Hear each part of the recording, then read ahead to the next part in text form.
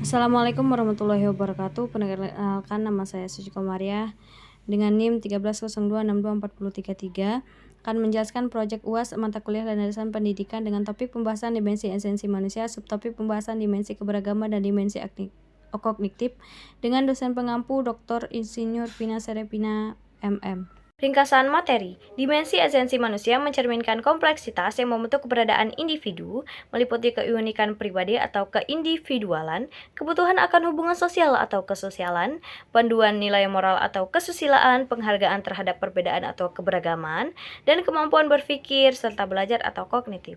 Dimensi-dimensi ini menciptakan keseimbangan antar sifat individu dan sosial sekaligus menjadi landasan bagi manusia untuk beradaptasi, berkembang, dan menjalani kehidupan secara bermakna.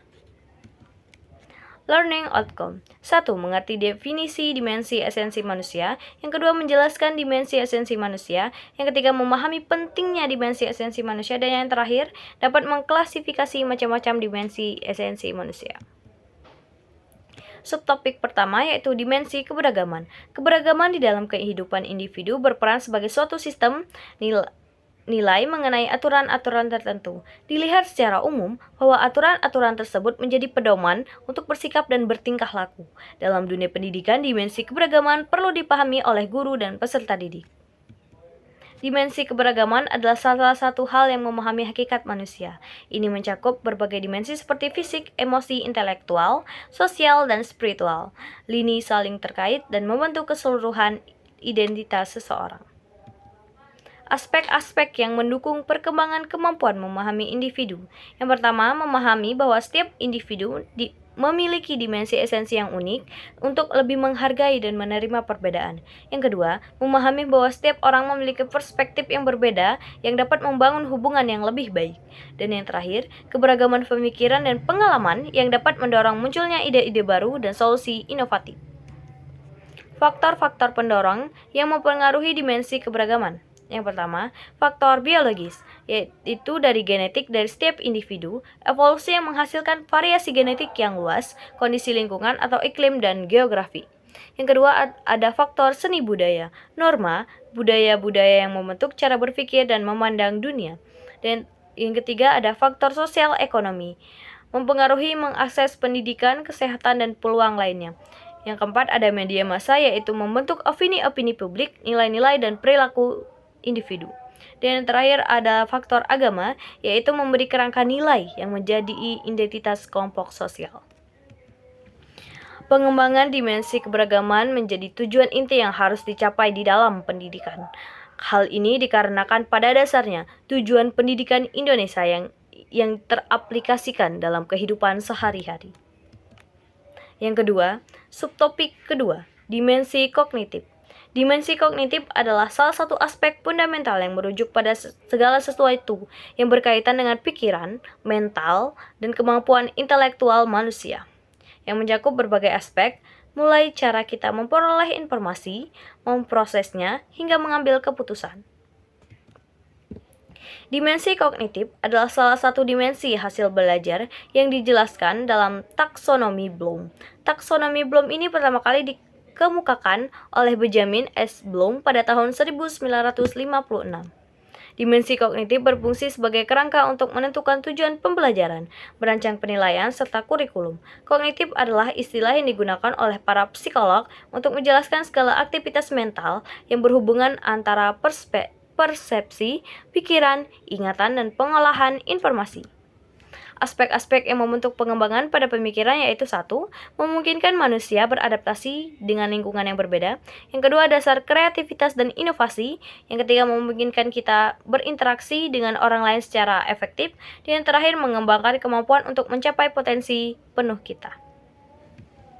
Faktor-faktor pendorong yang mempengaruhi dimensi kognitif. Yang pertama ada faktor genetik, yang kedua faktor lingkungan, yaitu tempat seseorang tumbuh dan berkembang, dan yang ketiga ada pendidikan, yaitu formal dan non-formal memberikan simulasi yang penting untuk perkembangan kognitif.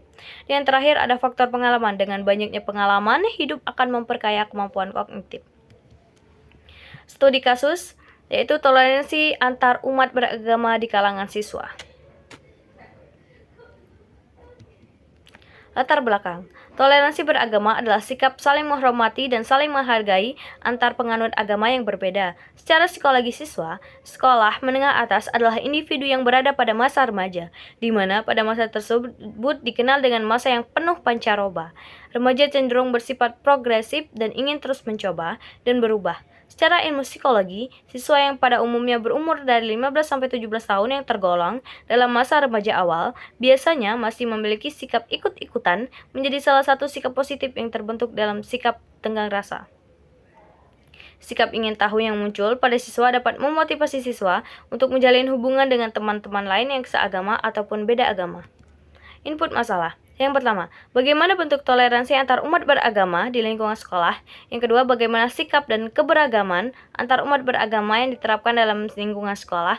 Dan yang ketiga, bagaimana peran sekolah dalam upaya meningkatkan rasa toleransi antar umat beragama kepada para siswa? Yang pertama, proses penyelesaian masalah. Yang pertama, toleransi antar umat beragama di lingkungan sekolah dapat diwujudkan dalam berbagai bentuk, diantaranya menghargai perbedaan, tidak membeda-bedakan teman, menghormati teman yang sedang beribadah, tidak mengganggunya, dan saling membantu satu sama lain.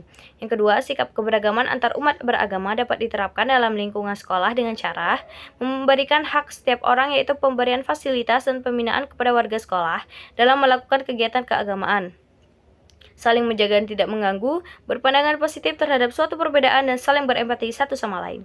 Yang ketiga, peran sekolah sangat penting dalam membentuk atau membina sikap toleransi beragama siswa sebagai bentuk pembinaan pendidikan karakter bagi siswa dalam hal menghargai keberagaman.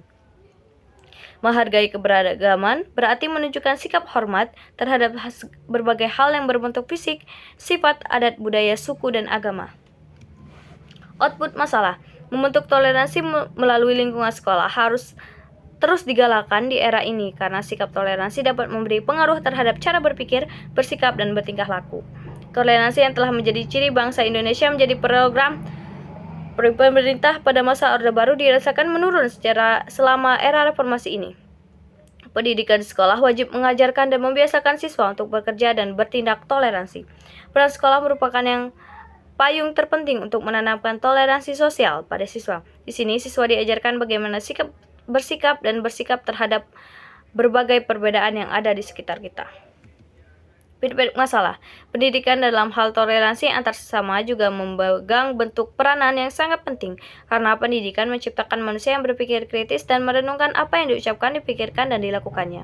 Terbentuknya sikap toleransi merupakan sebuah proses dan tahapan seseorang menerima informasi dari lingkungan sekitarnya. Terbentuknya sikap toleransi tidak begitu saja tumbuh dari diri seorang, tetapi melalui tahapan tertentu manusia dikaruniai otak untuk dapat menalar, berpikir, menilai, dan membandingkan sesuatu sehingga dapat memilih yang menurut dirinya baik. Yang ketiga, sekolah terus berperan dalam membangun sikap toleransi beragama siswa. Namun hal tersebut adalah suatu tugas atau kewajiban yang berkesinambungan. Tidak dapat dilakukan satu atau dua kali saja, melainkan harus tetap dikontrol dan dilakukan secara berkesinambungan. Kesimpulan, dimensi keberagaman adalah salah satu hal yang memahami hakikat manusia. Ini mencakup berbagai dimensi seperti fisik, emosi, intelektual, sosial, dan spiritual.